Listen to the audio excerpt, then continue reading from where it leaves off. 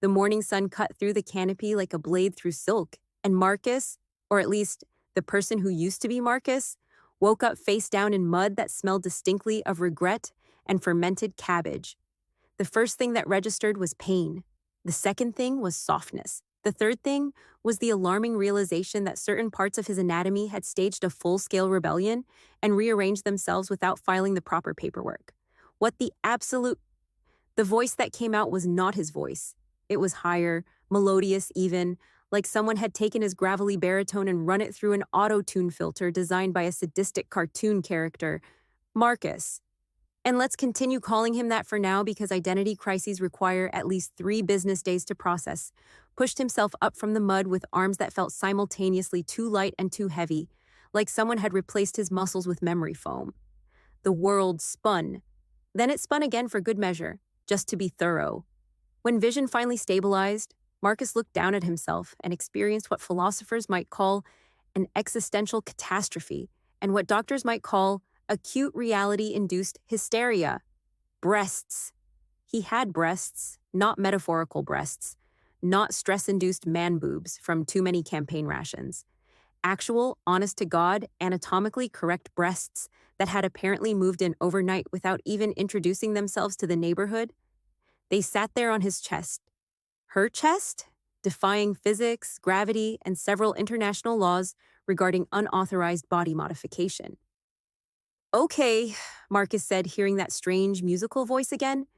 Okay, this is fine. This is totally fine. I'm just having a stroke, a very elaborate, very specific stroke that happens to involve gender reassignment and possibly hallucinogenic mushrooms. He tried to stand and immediately discovered that his center of gravity had emigrated to an entirely different continent. After face-planting twice and nearly concussing himself on a conveniently placed rock, Marcus finally achieved verticality through a combination of determination, spite, and grabbing onto a tree that seemed judgy about the whole situation. That's when he noticed his hair. Red hair, not auburn, not ginger, red. The kind of red that belonged in anime. The kind of red that looked like someone had dumped a bucket of vermilion paint mixed with liquid fire and bad decisions all over his head. It cascaded down past his shoulders in waves that somehow remained perfectly styled despite the mud, the leaves, and the small bird that had apparently been nesting in there. The bird flew away, looking offended. Marcus didn't blame it. He felt pretty offended, too. Memory came next, or rather, the complete absence of it came crashing down like a piano in a slapstick comedy. Where was he? How did he get here? Who was he? Why was he suddenly anatomically different? And most importantly, why did he still remember that his name was Marcus and that he was a mercenary, but couldn't remember literally anything else, including what he'd eaten for breakfast, or whether he'd even had breakfast or if breakfast was still a thing that existed in this new nightmare dimension he'd apparently stumbled into? It was like someone had taken his brain, put it in a blender with a selective amnesia setting, and then poured the results into a completely different body while cackling maniacally. Marcus, because screw it. He was keeping the name until someone gave him a better option, or at least a reasonable explanation. Started patting himself down, looking for clues. His clothes were torn, mud-stained, and several sizes too large, hanging off his new frame like he was a child playing dress-up in his father's military uniform, which, given the circumstances, wasn't far from the truth. The boots flopped around his feet. The pants required constant hitching. The shirt gaped open in ways that would make a Victorian gentleman faint. But there was something else, something that made his blood run cold despite the humid jungle air. As Marcus adjusted the shirt, he caught a glimpse of his arm, his very pale, very feminine arm, an arm covered in intricate black markings. Tattoos, lots of tattoos, and not the decorative kind. Marcus yanked the shirt open fully, buttons popping off like tiny projectiles of horror, and stared at his torso. Maps, coordinates, troop movements, supply routes, encryption keys, battle formations. His entire body, her entire body, was covered in what appeared to be highly classified military intelligence tattooed in meticulous detail across every available inch of skin. Grid references marked his ribs. A detailed topographical map sprawled across his stomach. What looked like radio frequencies decorated his collarbone. And across his lower back, visible when he twisted around and nearly threw out something that probably didn't exist anymore anatomically, was what could only be described as a complete military operational plan for a full-scale invasion. "Oh," Marcus said faintly. "Oh, this is bad. This is so bad. This wasn't just bad.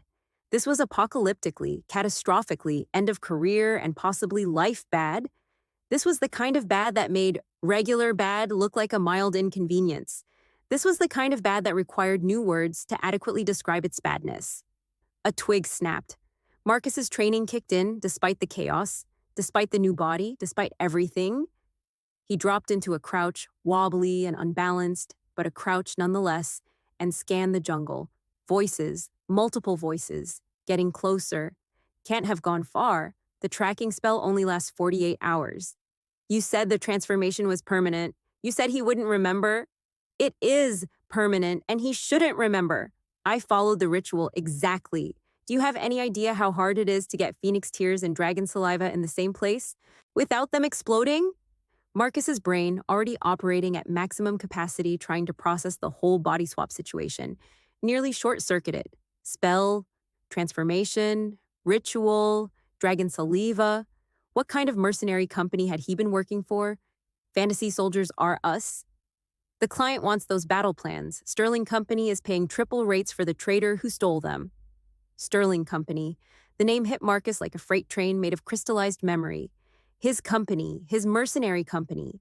He had been, a soldier for Sterling Company, one of the most elite private military contractors in the world. Or possibly multiple worlds, if dragons and phoenixes were involved. They were hunting him. Him, her, whatever. Check the perimeter. The deserter has to be nearby. Red hair, female, probably confused as hell.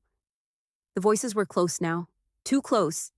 Marcus did what any rational person would do when confronted with armed pursuers, mysterious magical transformations, and a body covered in incriminating evidence. He ran. Or tried to. Running in this new body was like trying to operate a mecha suit after reading only half the instruction manual and skipping the part about balance and coordination. Everything jiggled at the wrong times. His center of gravity was somewhere around his navel, instead of his chest where it belonged. The breasts had opinions about momentum that Newton's laws had not adequately prepared him for. And don't even get started on the hair. The hair had its own agenda, whipping around like scarlet tentacles, trying to strangle him or blind him, or possibly both simultaneously. Marcus crashed through the undergrowth with all the grace of a drunken elephant wearing ice skates. Branches slapped him in the face. Vines tried to trip him. His two large boots kept threatening to fall off, which would have been inconvenient even without the whole being hunted by your former employer thing. Behind him, the voices grew louder, more urgent. "There, I see red. The tracking spell is going crazy. She's right ahead. Don't damage the body. The tattoos need to be intact." "Oh, good," Marcus thought hysterically as he vaulted over a log and nearly castrated himself. No, wait, that wasn't a concern anymore. On a low-hanging branch, they want to capture me intact so they can skin me and keep the tattoos. That's so much better than just shooting me. The jungle opened up suddenly into a clearing, and Marcus skidded to a halt so fast that he actually did a complete cartoon-style windmill with his arms before catching his balance. The clearing was not empty. Standing in the center, looking for all the world like they'd been waiting for a bus that was running late, was a group of soldiers. Not Sterling Company soldiers, judging by the uniforms. These were dark blue and silver, with insignias Marcus didn't recognize, but which his scrambled memory helpfully supplied, were definitely, absolutely, 100% the enemy.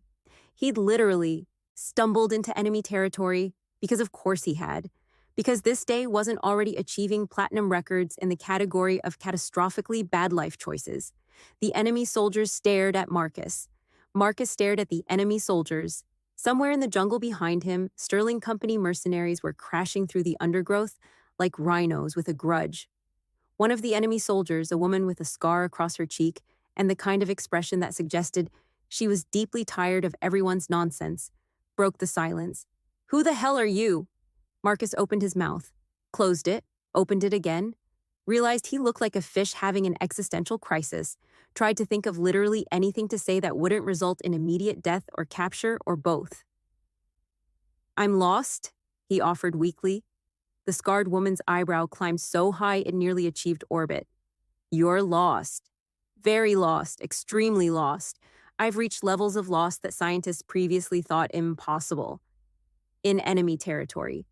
Is this enemy territory? Funny story about that. Wearing Sterling Company fatigues, Marcus looked down at the oversized, mud-stained uniform. These old things? I found them in a bush, a very suspicious bush. I was going to turn them in to the proper authorities, which might be you, with military intelligence tattooed all over your body. Wait, how did she? Marcus looked down again and realized his shirt had come completely open during his graceless flight, leaving the tactical maps and coordinates on full display like the world's worst tramp stamp collection. This is a medical condition? The scarred woman pinched the bridge of her nose. Stevens, are we having a stroke? Am I hallucinating this? A younger soldier, presumably Stevens, shook his head slowly. No, ma'am, I see her too. I see the extremely suspicious red-haired woman with classified intelligence drawn all over her like a deranged military coloring book. Just checking. That's when Sterling Company burst into the clearing like the world's angriest performance troupe. There were 6 of them, all heavily armed, all wearing the gray and crimson uniforms Marcus's fractured memory recognized, with a jolt of phantom familiarity. Leading them was a man who looked like someone had taken the concept of angry and given it steroids, a bad attitude, and a personal vendetta against happiness. His face was all hard angles and harder intentions. Commander Reeves, Marcus breathed, the name surfacing from the murky depths of his Swiss cheese memory. Reeves's eyes locked onto Marcus with the intensity of a targeting laser. There you are, you traitorous piece of... He stopped, blinked, looked at the enemy soldiers, looked back at Marcus, looked at the enemy soldiers again. Oh, you've got to be kidding me. The scarred enemy woman, Marcus was mentally calling her Scar because his brain had given up on proper name retention, crossed her arms. Reeves, fancy meeting, you here, in our territory with guns, again. Lieutenant Colonel Vasquez, Reeves said flatly. That's our deserter. That's our spy, Vasquez countered. We literally just found her here, finders keepers. She has our battle plans tattooed on her body. And she's standing in our territory. Do you know what this is? Vasquez gestured dramatically at Marcus, who was seriously considering just lying down and letting whatever happened happen. This is gift-wrapped intelligence delivered by Karma because you guys kept cheating at poker last month. Marcus raised his hand tentatively. Quick question. Does anyone want to explain the dragon saliva thing? Everyone stared at him. Her. Whatever. What? Reeves demanded. The what? Dragon saliva. Someone behind me in the jungle mentioned dragon saliva and a transformation ritual. I feel like that's relevant information for the current situation. Reeves's face did something complicated, cycling through several emotions before settling on resigned fury. Garcia, you absolute moron! One of the Sterling soldiers, a man who looked like he'd rather be literally anywhere else, stepped forward. Sir, I can explain. You used the metamorphosis protocol on Marcus, our best tactical specialist. He was stealing the battle plans. He was going to sell them to the highest bidder. I had to stop him.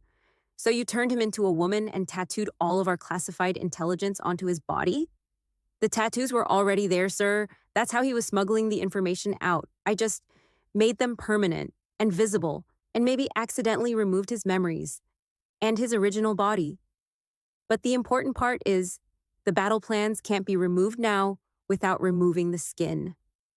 The clearing fell silent except for the sound of tropical birds that had stopped to watch the drama unfold.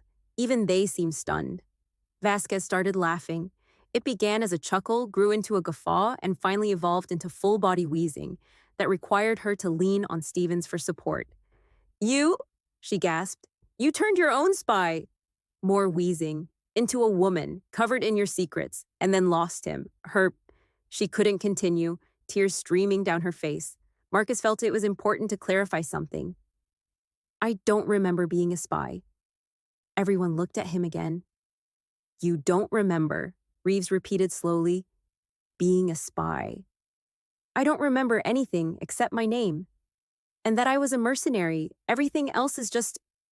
Gone, like someone took a memory eraser to my brain, but got tired halfway through and gave up. Garcia, the apparent architect of this disaster, had gone pale. That's not supposed to happen. The memory loss should have been complete. You should have woken up thinking you were a civilian named Veronica with an unfortunate tattoo addiction and a fear of military personnel. Well, congratulations, Marcus said. You're bad at magical war crimes. Do I get a prize? Is the prize not being murdered by literally everyone here? Reeves and Vasquez exchanged a look. It was the kind of look that contained entire conversations, negotiations, and possibly a peace treaty. Okay, Reeves said finally. New plan. Nobody murders anyone until we figure out what the hell is going on. Agreed, Vasquez said. But she stays in our custody.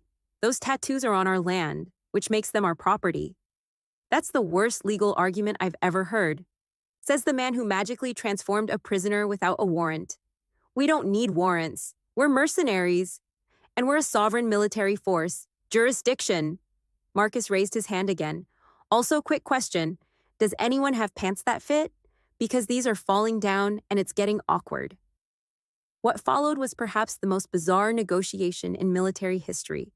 Two opposing forces, standing in a jungle clearing, arguing over custody of an amnesiac transformed spy, maybe traitor, covered in military secrets, while said spy, maybe traitor tried desperately to keep her pants from falling down and exposing even more classified information to the general public, by which he meant the extremely confused tropical birds. Eventually, they reached a compromise. Marcus would be taken to neutral territory, specifically a nearby village that served as a demilitarized zone, where both sides could question him and try to sort out the metaphysical mess that Garcia had created. During the hike to the village, Marcus learned several important things. First, walking in a female body while handcuffed and escorted by two mutually hostile military forces was exactly as uncomfortable as it sounded. Second, the reason Sterling Company and Vasquez's forces, the Azure Coalition apparently, were fighting involved a dispute over magical artifacts, territory, and what Reeves described as that incident with the dragon that everyone refused to elaborate on. Third, his new body required significantly more caloric intake to maintain what his metabolism thought was an appropriate energy level, which meant he was starving approximately 40 minutes into the hike. Fourth, and most disturbingly, pieces of memory were starting to surface like bubbles in a very disturbed pond. He remembered missions, briefings, the weight of a rifle, the taste of field rations that could double as building materials, and he remembered planning something big, something that involved both Sterling Company and the Azure Coalition, and was probably why he'd ended up transformed, tattooed, and amnesiac in enemy territory. But the details remained frustratingly out of reach, like trying to remember a dream that evaporated the moment you woke up. The village, when they finally reached it, was exactly the kind of place where two warring factions might agree to meet. Small, neutral, armed to the teeth, with locals who looked like they could and would kill anyone who started trouble, regardless of military affiliation. The village elder, a woman who appeared to be approximately 900 years old and made of pure contempt, took one look at the arriving circus and sighed. Not again. Elder Morrison, Vasquez said respectfully, we need to use the negotiation hall. Last time you used the negotiation hall, someone set it on fire. That was an accident. You weaponized a chicken. The chicken was already aggressive. We just gave it purpose. Elder Morrison turned to Marcus, looked him up and down, and snorted. And who's this? Your new recruitment strategy? Magical transformation gone wrong, Reeves supplied. Used to be one of my men. Now she's got all our battle plans tattooed on her and no memory of who she is? Elder Morrison stepped closer, peering at Marcus with eyes that seemed to see entirely too much. You know what you are, girl? Marcus blinked. Confused? You're a tactical asset that both sides want, which makes you the most dangerous person in this village. You're also the only one who can potentially end this stupid war, which makes you the most valuable. And she grabbed Marcus's chin, tilting his head back and forth. You've been marked by the Phoenix. The what now? But Elder Morrison had already turned away, muttering something about youngsters and always making everything complicated. And in my day, we just hit each other with sticks and got on with it. The negotiation hall turned out to be a large wooden structure that smelled of incense, old violence, and the kind of regret that came from bad decisions made in good faith. Reeves and Vasquez sat on opposite sides of a long table. Marcus sat at the head, still handcuffed, still trying to keep his shirt closed, still deeply confused about everything. Garcia sat in the corner, looking like he wanted to sink through the floor. "Let's start simple," Vasquez said. "Marcus, is that really my name?" Marcus interrupted. "Because I feel like someone who makes the kind of decisions that lead to this," he gestured at his entire situation, "shouldn't be trusted with name accuracy." Reeves rubbed his temples. "Your name is Marcus Sterling. Were my best tactical analyst. 6 months ago, you came to me with evidence that someone in the company was selling information to the coalition." "It wasn't us," Vasquez interjected. "We have standards. You literally tried to poison our water supply last week." "That was saline solution for hydration. We were being helpful." "It was in grenades. Hydration grenades." Marcus cleared his throat loudly. Both commanders stopped arguing and looked at him. "Can we focus on the part where I apparently uncovered a conspiracy? That seems important." Reeves nodded slowly. "You were investigating, getting close to whoever was leaking intel. Then 3 days ago, you vanished. We thought you'd been killed or captured. Instead, you found out I'd stolen your entire operational database and tattooed it on myself?" According to Garcia's tracking spells, yes. The tattoos contain not just our current plans, but historical operations, agent identities, supply chains, everything. You were going to sell it. "To us," Vasquez added. "Allegedly, but we never made contact with anyone fitting her description." Marcus looked down at his arms, at the intricate designs winding up toward his shoulders. Now that he was looking closer, he could see they weren't just random military intelligence. There were patterns, connections. Some of the information contradicted itself. Some of it looked like it had been deliberately altered. "What if," Marcus said slowly, "I wasn't trying to sell the information? What if I was trying to preserve it?" Everyone stared. "Look at this." Marcus pointed to a set of coordinates on his forearm. "These mark a supply depot, right?" Reeves leaned forward, squinting. "Yes, Alpha Site 7. Now look at these dates here." Marcus twisted to show his shoulder. 3 different operations, all running through Alpha Site 7, all with overlapping timelines. So that's impossible. You can't run 3 operations out of the same depot simultaneously without someone noticing. Unless understanding was dawning like a very unwelcome sunrise. Unless the operations were never meant to succeed. Unless someone was setting them up to fail. Vasquez had pulled out a tablet and was frantically cross-referencing. Her face went pale. "These coordinates on your ribcage. That's our forward operating base, the one we thought was secret. And these supply routes," Marcus continued, touching his collarbone, "they lead directly to it. Someone was feeding your location to Sterling Company. And someone in Sterling Company was making sure our operations would drive you directly into coalition traps." Reeves finished, his voice flat. The room fell silent as the implications crashed down like a building with aggressive timing. "Someone on both sides," Vasquez whispered. "Someone coordinating." "Someone who wanted the war to continue," Reeves added.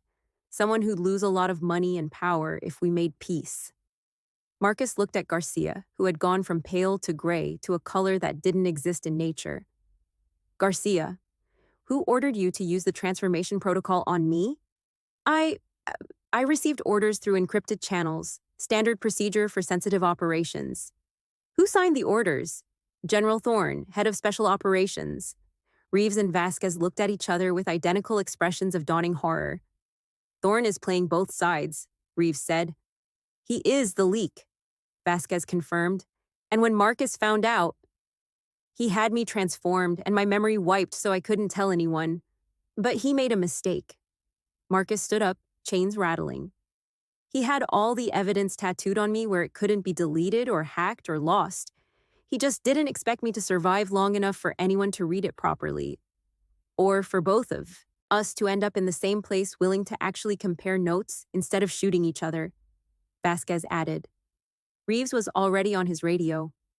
"This is Commander Reeves to Sterling Base. I need General Thorne's location immediately, and get me a secure line to Coalition Command."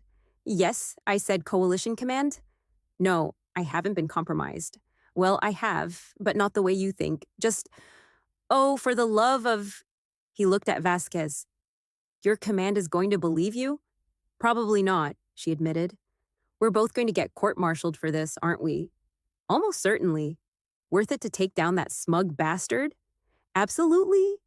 They shook hands across the table while Marcus watched with a mixture of admiration and exasperation. Great, he said.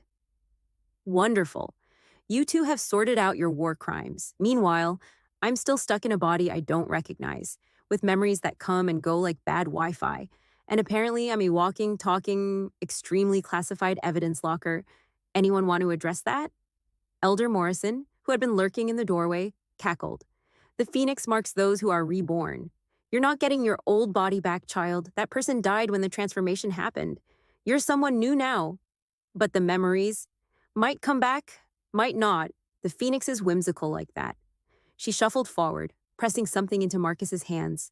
A small mirror. Look at yourself. Really look.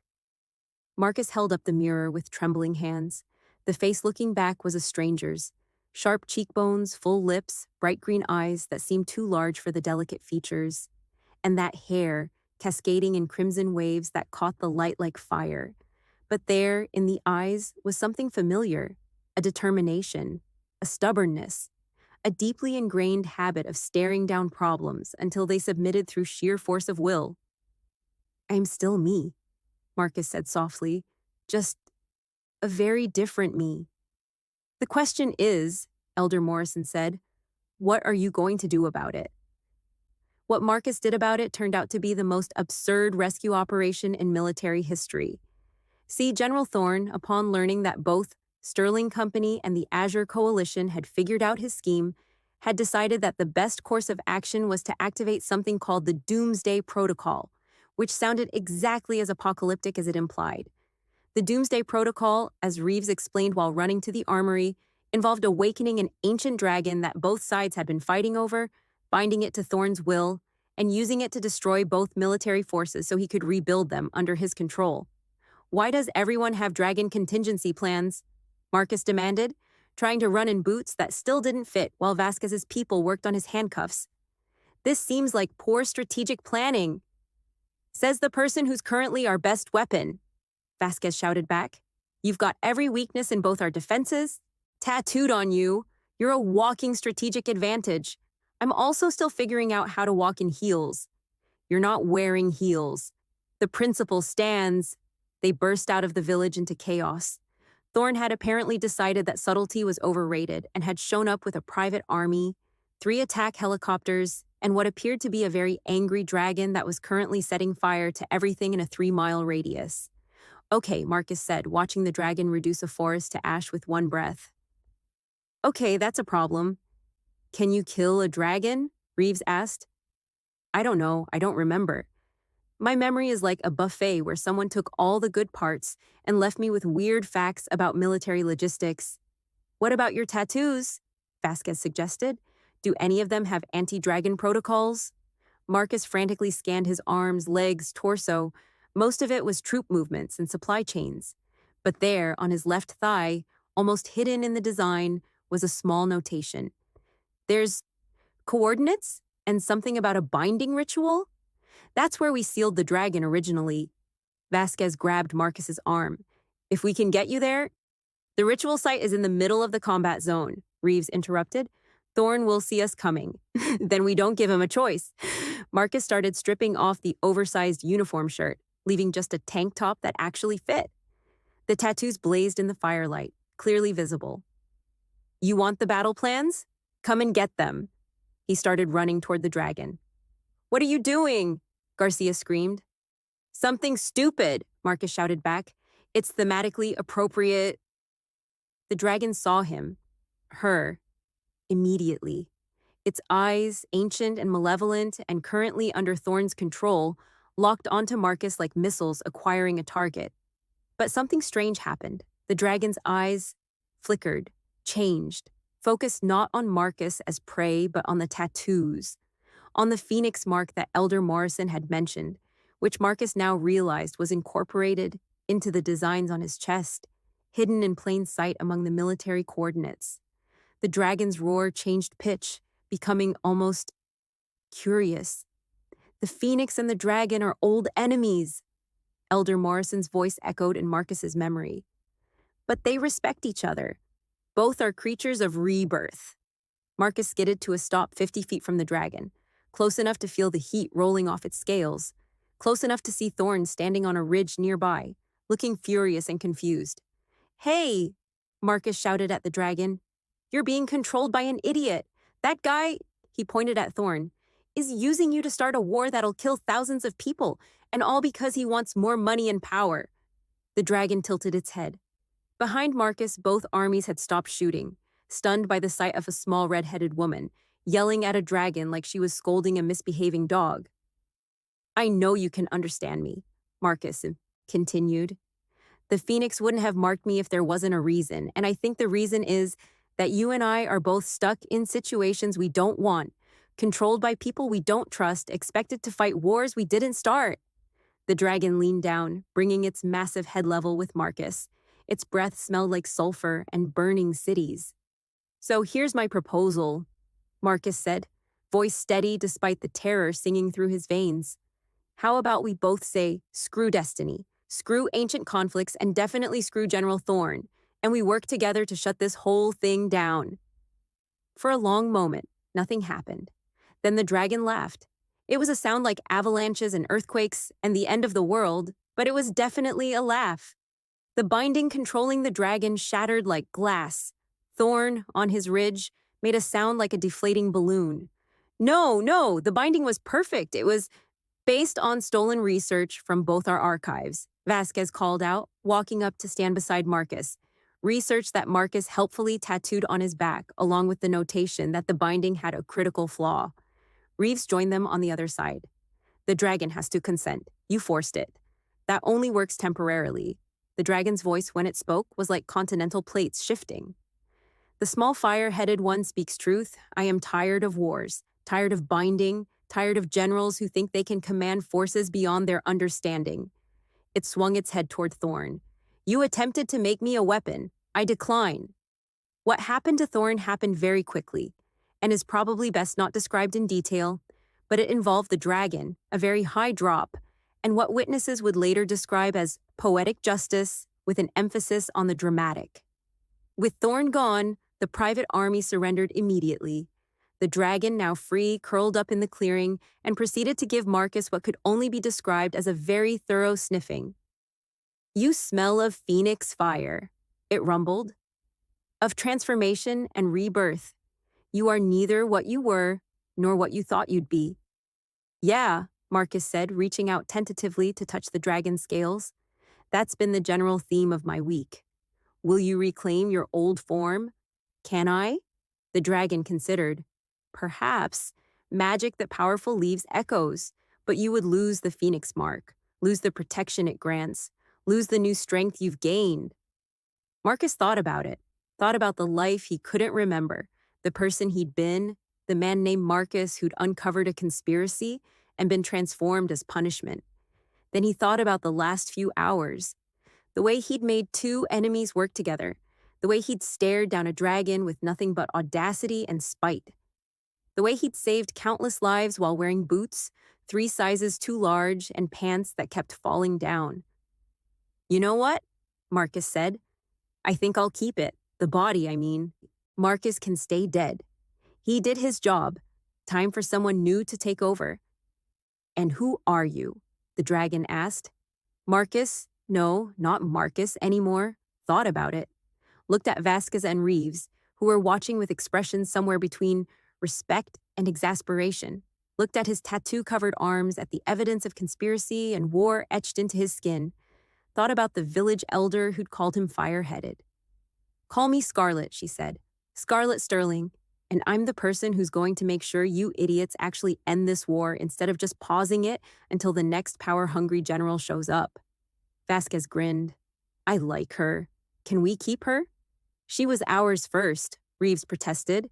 "She defected to neutral territory and befriended a dragon. I think that makes her her own sovereign entity," Elder Morrison called from the village entrance. "The question is, What are you going to do, girl? What Scarlett did was become the world's most unusual negotiator, with both sides' secrets literally written on her skin, with the phoenix mark granting her a kind of neutral, magical protection, and with a dragon who decided she was interesting enough to stick around and help, she became the mediator between Sterling Company and the Azure Coalition. The war didn't end overnight. Wars never do. But it ended faster than anyone expected, mostly because Scarlett had a unique negotiating strategy that involved showing up to meetings, threatening to strip naked and reveal everyone's dirty secrets tattooed on her body, and occasionally calling in the dragon to set fire to particularly stubborn politicians' summer homes. Garcia, in a stunning display of taking responsibility, worked with both sides to develop a reversal for the transformation magic. But when he offered it to Scarlett, she declined. "This body saved my life," she told him. "It ended a war. It made me someone new. Why would I go back?" Her memories did eventually return, slowly, in pieces. She remembered the old Marcus, the careful analyst who'd spent months tracking down traitors. She remembered the moment of betrayal, Garcia's spell hitting her, the world dissolving into pain and transformation. But those memories felt distant, like they'd happened to someone else, because in a way, they had. The person who woke up in the mud, confused and female and covered in incriminating tattoos, wasn't the same person who'd gone to sleep as a male mercenary with a mission. That person had died in the transformation. Scarlett was who emerged from the ashes, like a phoenix. 6 months later, Scarlett stood in the newly established Neutral Zone headquarters, a joint facility run by former Sterling Company and Azure Coalition personnel, working together, and looked at herself in the mirror. The tattoos had faded somewhat, the military secrets becoming less relevant as both sides moved toward actual peace. But they were still there, a reminder of where she'd come from and what she'd survived. Her red hair was pulled back in a practical ponytail. She'd finally found boots that fit, and she'd stopped trying to figure out whether she was Marcus who became Scarlett or Scarlett who used to be Marcus, and just accepted that she was Scarlett, full stop, no explanations needed. The door to her office burst open without warning, which was typical. Vasquez stormed in, followed by Reeves, both looking harried. "We have a problem," Vasquez announced. "When do we not?" Scarlett replied, not looking up from the report she was reading about trade agreements. Trade agreements. Her life had gone from tactical assaults to arguing about tariffs. She wasn't sure if this was better or worse. "The dragon's gone missing," Reeves said flatly. Scarlett looked up. "Define missing." "As in, we went to the usual mountain roost to consult about the security perimeter, and instead of a dragon, we found a note written in scorch marks that says, 'Gone fishing. Back never. Don't call.'" "The dragon learned sarcasm from you," Vasquez added accusingly, pointing at Scarlett. "I taught it self-determination and healthy boundaries," Scarlett corrected. "Not my fault it decided to apply those lessons enthusiastically." She stood up, stretching. Her body still surprised her sometimes, 6 months later, and she'd catch a glimpse of herself in reflective surfaces and think, "Who's that?" before remembering, "Oh, right, that's me." The dysphoria had been weird at first, but it had faded. Or maybe she'd just gotten used to it. Or maybe, and this was the theory she preferred, she'd always been meant to be like this, and the universe had just taken a very dramatic and magically violent route to correct things. "So the dragon's on vacation," Scarlett said. "Why is this our problem?" "Because General Cartwright," Vasquez began. "The new head of what's left of Sterling Company's military division," Reeves interjected, "thinks this is the perfect time to test the new security systems without dragon backup," Vasquez finished. "And by test, she means launch a training exercise that happens to look exactly like an invasion." Scarlett pinched the bridge of her nose, a gesture she'd inherited from Reeves during their many, many negotiations. Why are people like this? Why do they keep doing this? "Because they're people," Elder Morrison said from the doorway, making everyone jump. The old woman had a habit of appearing without warning, like a ghost, with impeccable timing. People gonna people. It's in their nature to screw things up, just when everything's going well. "Helpful as always, Elder," Scarlett said. "I do my best." Morrison shuffled in, leaning on her cane. "You know what you need to do, girl? Violently renegotiate? I was going to say take a vacation yourself, but your way works too. Scarlett considered this. I haven't had a vacation in, well, ever. The old Marcus never took time off, and I've been too busy preventing World War whatever to breathe. Exactly, Morrison said. You're burnt out, you're tired, and you're about to make a decision that'll affect thousands of people while running on spite and coffee. Not a good combination. Spite and coffee is literally my personality, Scarlett protested, which is why you need a break before you accidentally start a war while trying to prevent one. She had a point. Scarlett could feel it in her bones, the exhaustion, the weight of constantly being the person everyone looked to for answers, being the walking, talking reminder of what happens when people let power corrupt them. The phoenix mark on her chest had been itching lately, which Elder Morrison said meant change was coming.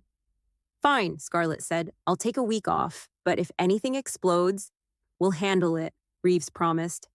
Probably, Vasquez added. Maybe, Morrison concluded. Very reassuring. Scarlett grabbed her jacket. She'd developed a preference for long coats that covered most of the tattoos when she wanted privacy, and headed for the door, then stopped. Wait, if I'm not here, who's going to stop Cartwright's training exercise? Reeves and Vasquez exchanged glances. We thought, Reeves said carefully, that maybe it was time we tried handling things without you. You know, prove that the piece can work even when you're not actively holding it together with duct tape and threats. And we might have already sent Cartwright a very detailed message explaining that if she pulls anything suspicious, we'll release the information about that incident in Prague, Vasquez added. What incident in Prague? Exactly. Scarlett felt something loosen in her chest. Trust. They were asking her to trust them, trust that the piece she'd helped build was stable enough to survive without her constant intervention. Okay, she said, but I'm taking my phone, and if I see any news alerts about military movements, you'll come back and kick everyone's ass, Morrison finished. We know. Now get out of here before I hit you with my cane. The vacation started poorly, because Scarlett realized she had no idea how normal people took vacations. Did they just go places, do things, without tactical objectives or mission parameters? She stood in the tiny apartment she'd rented, separate from the headquarters because even she needed some separation between work and life, and stared at her closet. It contained 3 identical black tank tops, 5 pairs of cargo pants, 2 jackets, 1 dress she'd bought on impulse and never worn because it made her feel exposed in ways that had nothing to do with the tattoos, combat boots, and a pair of sneakers that were theoretically for running, but mostly for walking very fast while looking purposeful. I have no civilian clothes, she said aloud to her empty apartment. I've been a mediator for 6 months and I still dress like I'm about to breach a hostile facility. The apartment didn't respond, which was probably for the best. In the end, she put on the dress. It was dark green, simple, hit just above her knees. Made her look like a person instead of a tactical problem solver. The tattoos were visible on her arms and legs, but that was fine. They were part of her now. She'd stopped being self-conscious about them around month 3, right around the time someone in a negotiation tried to use them to embarrass her. And she'd responded by rolling up her sleeve and using the supply chain logistics tattooed there to explain exactly why their proposed trade route was idiotic. The city outside, Neutral Zone was technically a city now, grown from that small village into a proper urban center, was bustling. People from both former sides of the conflict mingled freely. Street vendors sold food from both Sterling and Coalition territories. Children played in parks that had been battlefields a year ago. It should have felt like victory. It did feel like victory, but it also felt fragile, like a soap bubble that could pop if someone breathed wrong. Scarlett walked without direction, just moving. People recognized her, hard not to with the red hair and visible tattoos, but most just nodded respectfully or waved. A few stopped her to thank her. One elderly man gave her a flower for saving my grandchildren's future. She made it 3 blocks before crying. Just a little. Just enough to blur her vision and make her sit down on a bench and wonder when everything had become so much. You look like you're having a crisis, someone said. Scarlett looked up to find a young woman standing there, maybe early 20s, wearing Coalition casual clothes and an expression of concern. Just taking a vacation, Scarlett managed. Turns out I'm bad at it. First time. Is it that obvious? The woman laughed and sat down uninvited. I'm Riley, former Coalition communications specialist. You mediated the treaty that ended my deployment. Scarlet, former, well, it's complicated. I know who you are. Everyone knows who you are. You're the dragon lady. I'm not. The dragon and I are just friends, colleagues, acquaintances with mutual respect. You befriended a dragon and used it to threaten politicians.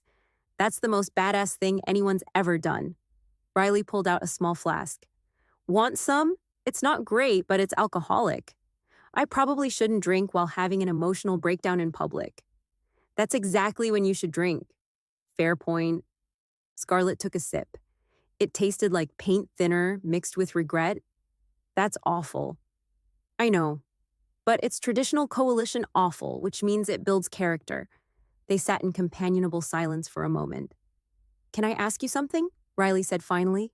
Sure. Do you regret it, the transformation? Everyone knows the story. Former Sterling operative got turned into a woman, lost your memories, saved the world. That's a lot. Scarlett thought about it, really thought about it. Sometimes, she admitted.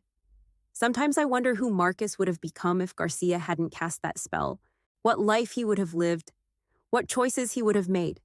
But Marcus was going to get killed, either by Thorne's people or by the coalition, or just by the war itself.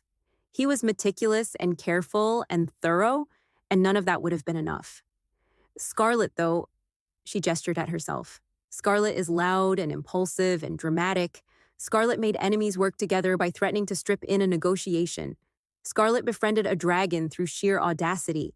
Scarlett ended a war because she was too stubborn to let it continue. So you don't regret it. I regret how it happened. I regret Garcia's betrayal. I regret the pain and confusion and the fact that I still sometimes reach for body parts that don't exist anymore and get confused when I can't find them. But regret being Scarlett? No, I'm better at being alive than Marcus ever was. Riley nodded slowly. That's weirdly inspiring. Yeah, well, don't spread it around. I have a reputation for being terrifying to maintain. They talked for another hour. Riley told her about civilian life, about going to university now that the war was over, about the boy she liked who was terrible at taking hints. Scarlett told her about the dragon, whose name was apparently Ignatius, but who preferred Iggy, which had been a surprise, and about the time she'd accidentally started a diplomatic incident by insulting a visiting dignitary's mustache. It was normal. Frighteningly normal. The kind of conversation Scarlett hadn't had since the transformation, because she'd been too busy saving the world to remember how to just exist in it. When they parted ways, Riley hugged her, just a quick, friendly hug. Thanks for everything, Riley said. For the war, for the peace, for being visible and weird and refusing to fit into anyone's boxes? Scarlett watched her go, feeling something settle in her chest. Purpose, maybe. Or just the reminder that the peace wasn't abstract. It was Riley, and kids in parks, and people who could hug strangers without worrying about which side they'd fought on. Her phone buzzed. A text from an unknown number. Found a good fishing spot. Humans are exhausting. How do you deal with them all the time? Iggy. Scarlett laughed and typed back. Spite, coffee, and occasional threats of violence. You coming back anytime soon? Maybe. Are people still being stupid? Always. Then probably not, but if you need me, roar loudly. I'll hear it. Scarlett pocketed her phone and kept walking. The vacation was supposed to be a week, but she made it 3 days before Reeves called. Don't panic, he said, which was universally the worst way to start any conversation. I'm panicking. What exploded? Nothing exploded yet, but we have a situation. Why do I sense I'm going to hate the situation? Because you have good instincts. Garcia's back. Scarlett stopped walking. People flowed around her like water around a stone. Garcia, the man who transformed me, the man who tattooed classified intelligence on my body, the man who is directly responsible for literally everything that happened. That Garcia. That's the one. And he's back why, exactly? I thought we'd agreed to exile him to that monastery where they take vows of silence and agricultural labor. He broke his vows. Apparently silence doesn't suit him, and he says he has information about another conspiracy. Says someone's trying to restart the war and only he knows who. This is a trap. Oh, absolutely a trap. Question is whether we can afford to ignore it. Scarlet looked up at the sky, silently asking whatever cosmic forces had decided her life should be this complicated, if they could maybe chill out for 5 minutes. The sky, predictably, didn't answer. Where is he? Neutral zone, in custody. He's asking to speak with you specifically. Of course he is. She changed direction, heading back toward headquarters. The vacation had been nice while it lasted. 3 whole days of almost being normal. I'll be there in 20 minutes. Don't let him talk to anyone else. And Reeves? Yeah? Have someone check him for magical compulsions, tracking spells, and literally any other magical nonsense that might be attached to him. If this is a trap, let's at least see it coming. Garcia looked terrible. That was Scarlett's first thought when she entered the interrogation room. He'd lost weight, gained anxiety, and developed the kind of haunted look that suggested he'd spent the last 6 months deeply regretting his life choices. Good. Scarlett, he said, standing up quickly, too quickly, nervous. Or should I still call you Marcus? You can call me the person who decides whether you live or die, Scarlett said pleasantly, taking the seat across from him. Let's start with why you're here and work our way up to why I shouldn't let Iggy eat you. The dragon's name is Iggy? Focus, Garcia. He swallowed hard. I made a mistake. With the transformation. With everything. I thought I was following orders, thought I was protecting the company, but you were being played by Thorn just like everyone else. Yes, we established that 6 months ago. Get to the new information or I'm leaving. Garcia pulled out a folder. It was stuffed with papers, photographs, magical diagrams. After everything fell apart, I started investigating, trying to understand how Thorn had fooled us all. And I found something. He spread the contents on the table. Scarlett leaned forward, scanning. Supply routes, communications logs, photographs of people she recognized, officials from both Sterling Company and the Coalition, and in the center, a magical diagram that made her skin crawl. That's a binding ritual, she said slowly. Like the one Thorn used on Iggy? Worse. This one's designed for humans. Mass manipulation. You cast it over a city, and everyone in the affected area becomes susceptible to suggestion. Not quite mind control. Too many people would notice that, but close enough. You could start a war with this, make people believe they wanted to fight. The implications hit Scarlett like a physical blow. How long has this existed? We don't know. But I found evidence someone's been refining it for years, testing it in small doses during the war to push soldiers toward more aggressive action. Scarlett couldn't find words big enough. That's a war crime, multiple war crimes, all of the war crimes. Yes, and someone's planning to use it again? There's going to be a demonstration at the upcoming Peace Festival. A field test? If it works, they'll be able to start the war again. And no one will even question it, because they'll think it was their own idea. Scarlett stood up, pacing. Who's behind this? Garcia hesitated. That's where it gets complicated. The people in these photos, they're all connected to the festival planning committee, but I can't prove which one is actually running the operation. Maybe all of them? Maybe none of them, and someone's setting them up. Like Thorn set you up? Exactly like that. Scarlett studied him. Garcia looked sincere, but then again, he'd looked sincere when he'd transformed her too. Why come to me? Why not Reeves or Vasquez or literally anyone else? Because you're the only one who can't be affected, Garcia said simply. He pointed at her chest, where the phoenix mark was hidden under her dress. The phoenix mark protects you from magical manipulation. It's why you could break through to the dragon when Thorn couldn't fully control it. If someone uses that ritual at the festival, you'll be the only one who knows it's happening. Great, fantastic. I love being the only sane person in a city full of magically manipulated people. That sounds super safe, and not at all like a recipe for disaster. I know I don't have the right to ask anything of you, Garcia said quietly. I destroyed your life, your body, your identity. I gave you no choice in any of it. But I'm asking now, please, help stop this. Because if someone succeeds with this ritual, everything you've built, everything you've sacrificed for, will be gone. And I can't... His voice cracked. I can't be responsible for that again. Scarlett wanted to be angry, wanted to rage at him, to make him feel even a fraction of what she'd felt waking up in that jungle. But she was too tired for anger. And unfortunately, he was right. Fine, she said, but you work under my supervision. You don't cast so much as a basic light spell without my approval. And if this turns out to be a betrayal, I know, the dragon, eating. I've heard the threat. It's very effective. Scarlett called an emergency meeting. Reeves, Vasquez, Elder Morrison, and a half dozen other key figures from both former sides gathered in the war room, which was really just a conference room with better maps and worse lighting, but war room sounded more dramatic. So, Vasquez said after Scarlett had finished, explaining, we have a magical doomsday ritual, a conspiracy that might involve our own people, and exactly 3 days to stop it before the Peace Festival, where every important person in the region will be gathered in one place. That's the situation, yes. I hate this job, Vasquez muttered. You love this job, Reeves countered. You've told me 17 times.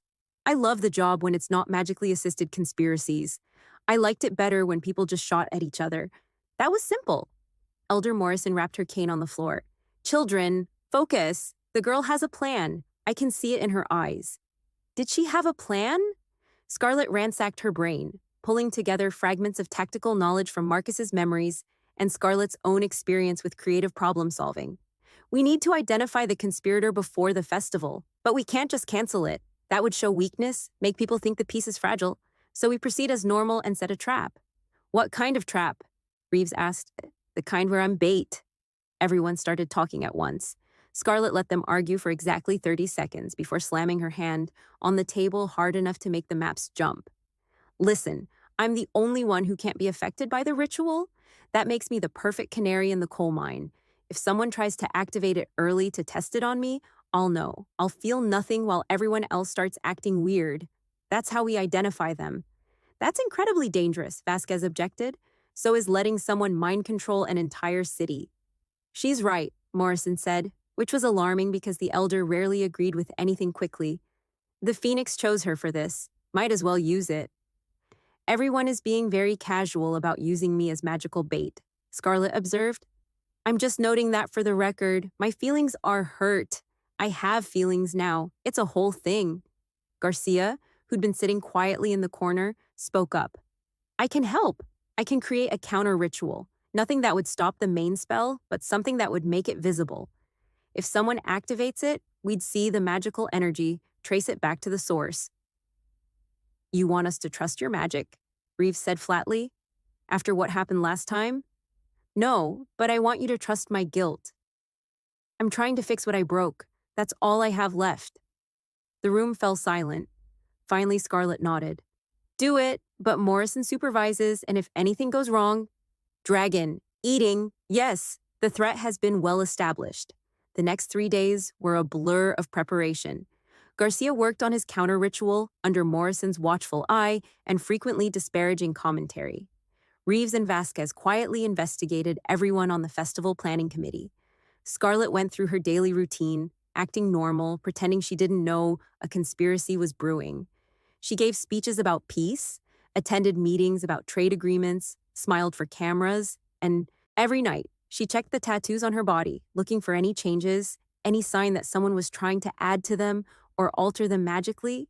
The Phoenix mark itched constantly now. Change was definitely coming. The Peace Festival dawned bright and clear, which felt like the universe mocking them. Thousands of people gathered in the central plaza, former soldiers from both sides, civilians, families. Music played, food vendors did brisk business, children ran around with flags representing the new United Territories. It looked like hope. It felt like a powder keg. Scarlett wore the green dress again. It felt appropriate, looking civilian while being ready for battle.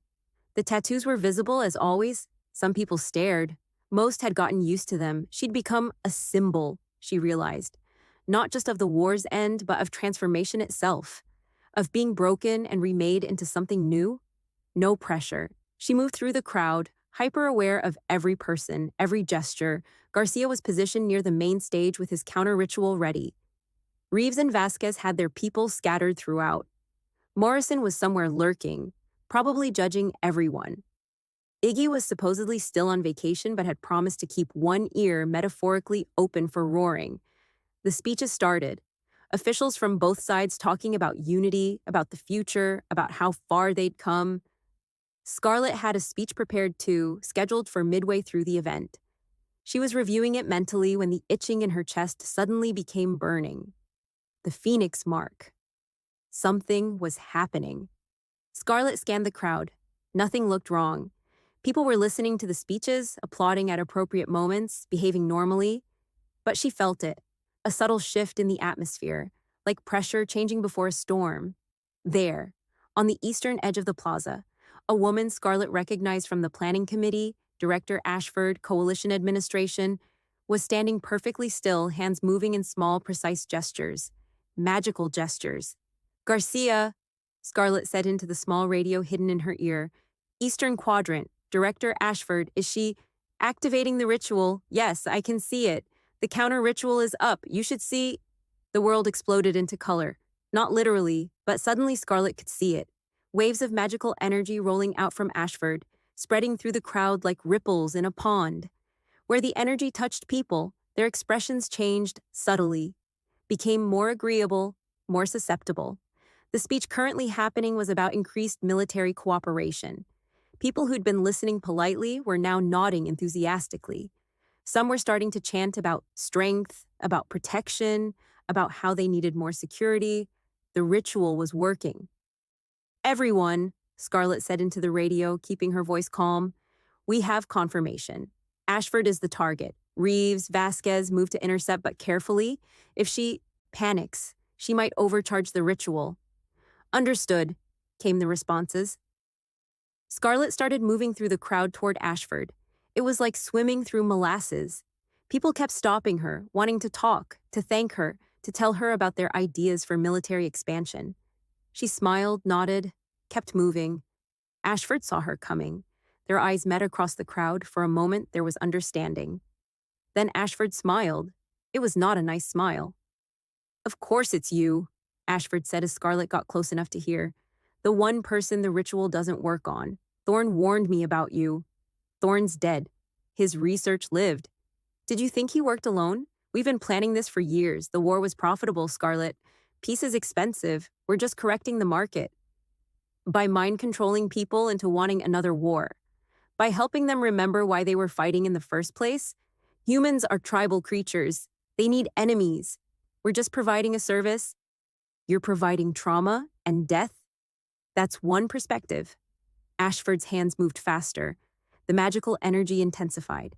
People in the crowd were getting agitated now, argumentative. Scarlett could see it spreading. Former Sterling and Coalition soldiers starting to square off, old tensions resurfacing, amplified by magic. "You can't stop it," Ashford said. "The ritual's already seeded. Even if you interrupt me, it'll keep growing. In an hour, everyone here will be convinced they need to resume the war. By tomorrow, it'll spread to the whole region. And there's nothing you can do because you're just one person, Scarlett. One transformed freak with delusions of heroism." The phoenix mark on Scarlett's chest wasn't just burning now. It was blazing, heat radiating through her entire body. And suddenly, she understood.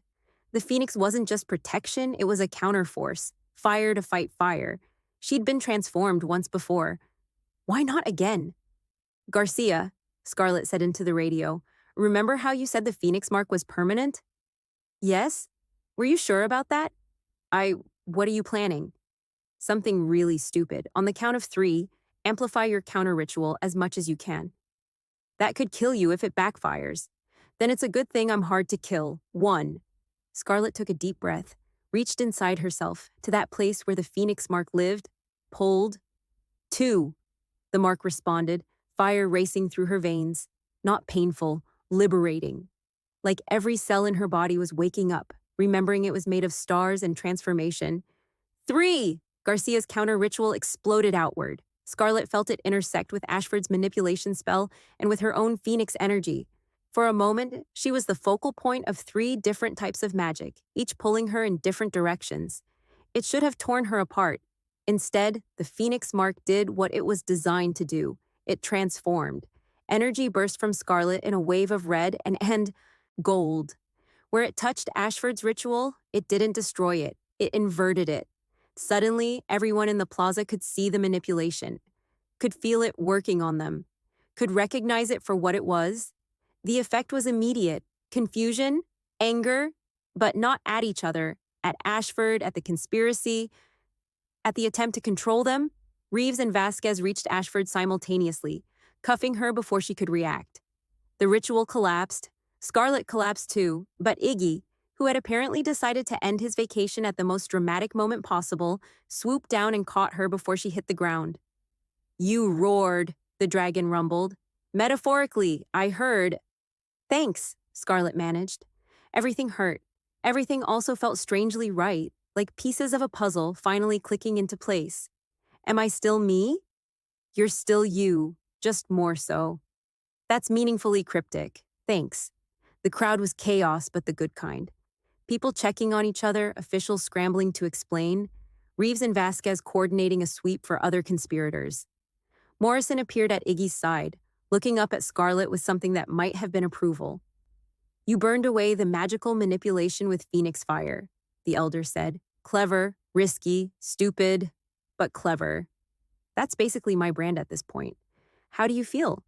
Scarlet considered. The tattoos on her body, the ones that had defined so much of her existence for 6 months, were fading. Not disappearing, but becoming less distinct. The military intelligence becoming illegible as the Phoenix Fire burned away the magical compulsion that had made them permanent. She was losing the evidence that had ended the war, but the memories remained. The experiences remained. The person she'd become remained. I feel, Scarlet said slowly, like I'm finally finished transforming.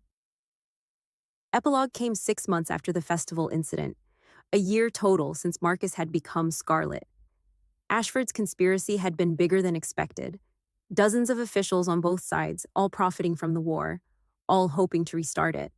But with the festival incident exposing them publicly, with people now aware of how they'd been manipulated, the conspirators had nowhere to hide. They were being prosecuted. Both Sterling Company and the Azure Coalition had undergone massive reforms, and Scarlet had resigned from official mediation duties, not because she was giving up, because the piece no longer needed her to actively hold it together. It was sustaining itself, which was the whole point. She'd opened a small detective agency instead, specializing in cases involving magic, transformation, and complicated identity issues. Because apparently, in a world where dragons existed and Phoenix marks granted magical powers, there were a lot of people with complicated identity issues. The tattoos had faded to barely visible silver lines. She could still read them if she looked carefully, reminders of where she'd come from, but they no longer defined her. Garcia worked with her sometimes. He'd never fully redeem himself. They both knew that, but he was trying, making amends one case at a time. Reeves and Vasquez visited frequently, usually to complain about politics or ask her opinion on things, or increasingly, just to have coffee and chat. They'd become friends. Actual friends, not just allies of convenience. Riley, the young woman from Scarlet's abandoned vacation, had become an assistant. She was good at research and better at reminding Scarlet to eat and sleep like a normal person. Iggy had built a smaller lair near the city. He said it was because the fishing was better. Everyone knew it was because he'd gotten attached. Dragons, it turned out, were terrible at admitting they cared about people, and Scarlet was happy. It was a weird, complicated, hard-won happiness that came with trauma and confusion and occasional nightmares about waking up transformed. But it was hers. She'd earned it. She'd survived being transformed, tattooed, hunted, and used as a pawn in multiple conspiracies. She'd made enemies work together, befriended a dragon, and saved the peace twice. She'd learned to walk in heels, though she still preferred boots. She'd accepted that sometimes the universe transformed you into a different person, and you just had to roll with it and figure out who you were on the way. 1 year after waking up in the mud, Scarlet stood in her office looking at a new case file. Someone was having trouble with unauthorized magical transformation. They needed help. She smiled, grabbed her jacket, and headed out the door. Being Scarlet Sterling, transformed mercenary turned detective, former walking classified document, current professional problem solver, was weird. But it was her kind of weird. And honestly, she wouldn't have it any other way.